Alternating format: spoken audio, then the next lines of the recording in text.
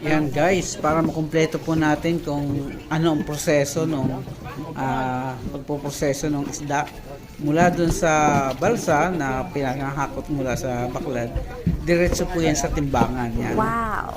Tinitimbang po nila yan para sa ganun ay malaman gaano kadami ang nahuli at gaano kadami ang nire-record kung gaano kadami ang naibenta. Yan po. Pagkatapos po niyan, ay yung buyer naman, yan po, may daladalang mga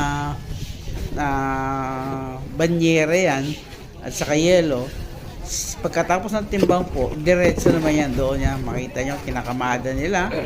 Tapos nilalagyan ng yelo. Para sa ganun po ay maikamada niyan diretso doon sa truck.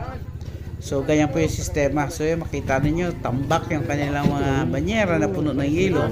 Ikakamada na po yan sa truck at ibibiyahin na din agad. Salamat po!